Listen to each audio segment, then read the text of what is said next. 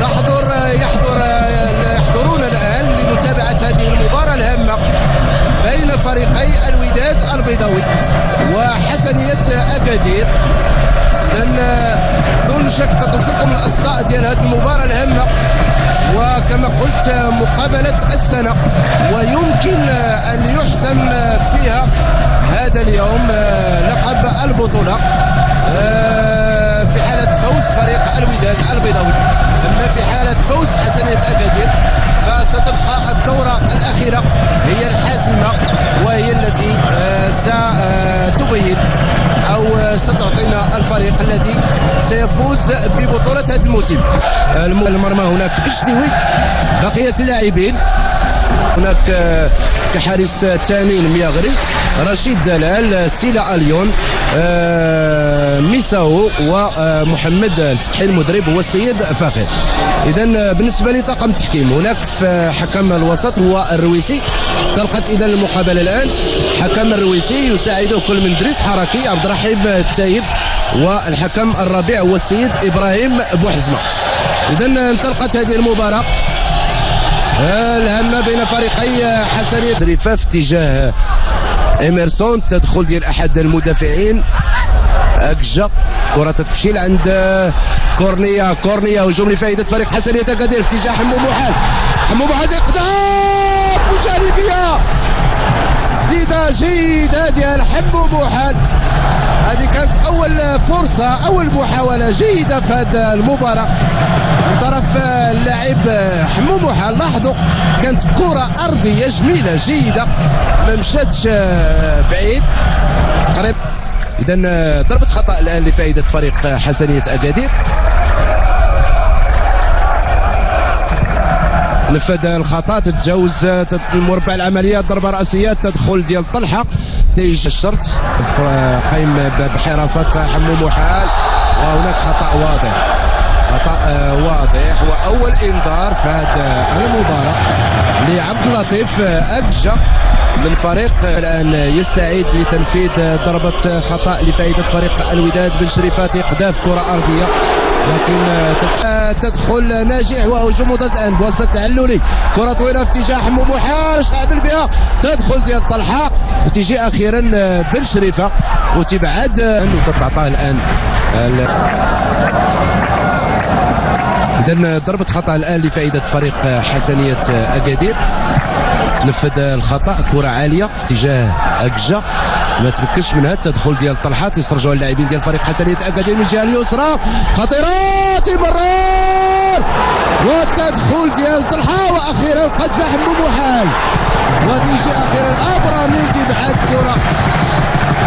محاولة ثانية لفائدة فخر الدين مدرب ديال فريق الوداد. لاحظوا الإعادة ديال هذه المحاولة لفائدة فريق حسنية أكادير واللي كانت خطيرة على مرمى فريق الوداد البيضاوي.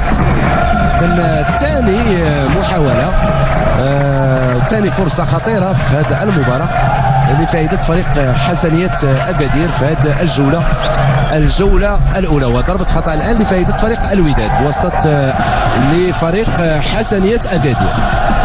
إذا غتنفذ ضربة خطأ بالنسبة لحسنية أكادير. حسيني كرة طويلة تتجاوز مربع العمليات، كورنيا وقذفها لكن تمشي بعيد بواسطة العلولي، هو اللي غنفذ ضربة خطأ لفائدة فريق حسنية أكادير. لا هناك دون شك الكرة غتكون دائرية في اتجاه خصوصا اللاعب أكجا اللي تمتاز بالضربات الرأسية.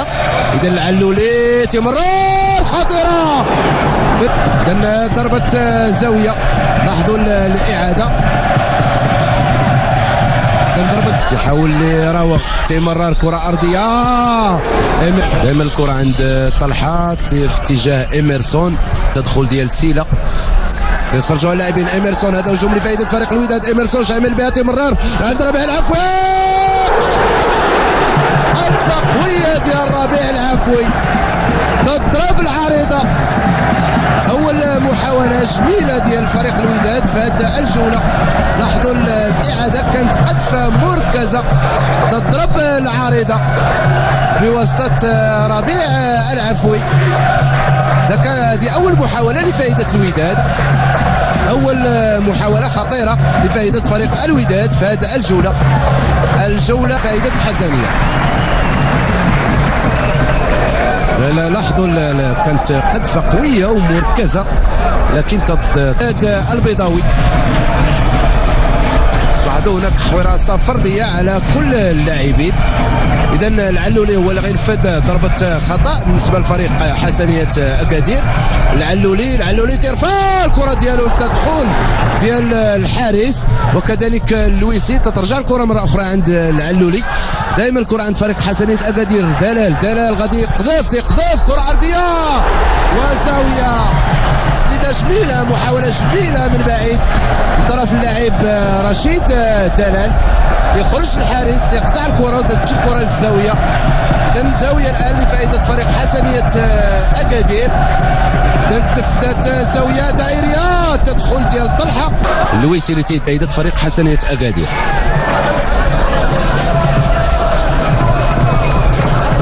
طلحه هجوم لفائده فريق حسنيه اكادير. كورنيا تقدر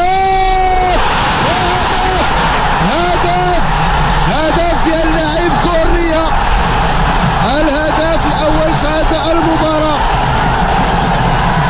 اللاعب كورنيا تفاجئ الحارس الجرموني بتسديده قويه. هدف ل0 لفائده فريق حسنيه اكادير. هدف ل0 لفائده فريق حسنيه اكادير من توقيع اللاعب كورنيا في اخر لحظات هذه الجوله. لاحظوا الاعاده، كانت تسديده قويه مركزه فاجأت الحارس الجرموني. اعاده، لاعب كورنيا يفتتح التسجيل في اخر لحظات هذه الجوله. اذا 1-0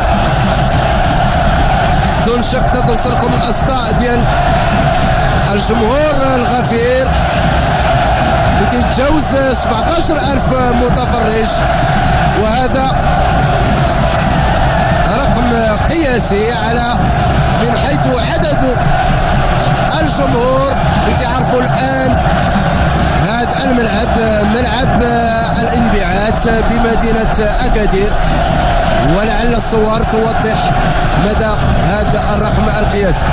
اذا 1-0 الان تغيرت النتيجه لفائده فريق حسنيه اكادير. استؤنف اللعب ونهايه الجوله الاولى بانتصار فريق حسنيه اكادير بهدف لا شيء من توقيع اللاعب كورنيا في اخر لحظات هذه الجوله. اذا 1-0 لفائده فريق حسنيه اكادير. الى اللقاء عند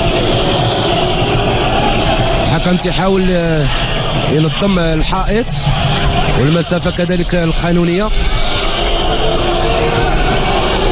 بن شريفه تسديد لكن كره عاليه تمشي بعيد على المرمى المستمر كذلك من طرف فريق الوداد، فغيقوي من هذا من الصعوبه ديال المقابلات. مريره جيده ديال بوجمعه إيميرسون. هذه كانت محاوله إيميرسون لكن ربيع العفوي ما وصلش الكره. كانت فرصه لفائده فريق الوداد للحصول على هدف التعادل. خطا واضح من طرف كورنيا بحق اللاعب طلحه. نفذ الخطا بن شريفه نازل الكره ديالو. هجوم لفائده فريق الوداد وخطا اخر لفائده بن شريفه لفائده فريق الوداد البيضاوي. كورنيا اذا ضربه خطا لفائده الوداد. تنفيذ هناك ربيع العفوي.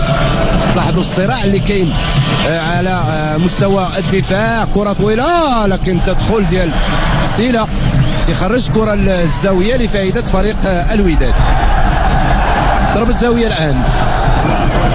بدر القادوري تنفذ كره دائريه، تدخل ديال الحارس كانت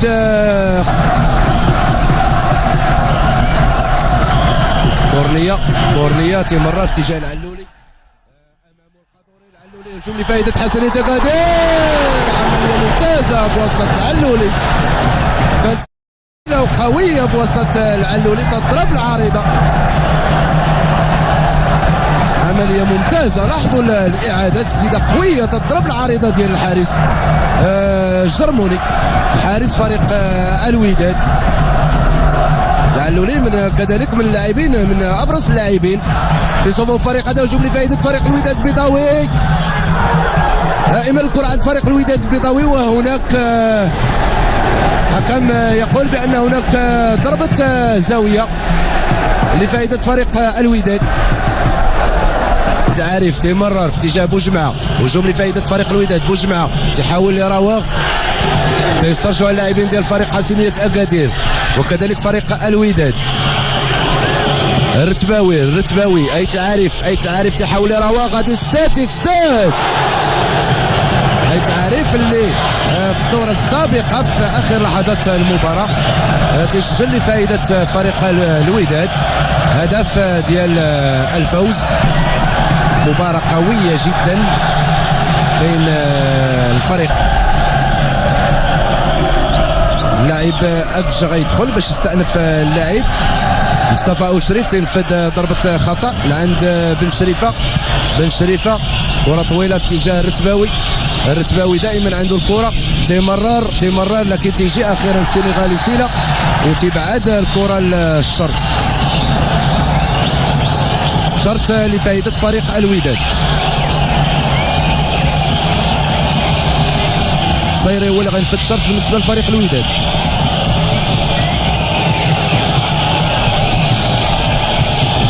بن شريفة، كرة طويلة، وفي هذا الأثناء سيدتي وسادتي يعلن الحكم على نهاية هذه المباراة بفوز فريق حسنية أكادير على فريق الوداد البيضاوي بهدف للا شيء في هذه المباراة الهامة والقوية بين الجانبين. إذن فريق حسنية أكادير الآن يتقدم بجوج نقاط على فريق الوداد.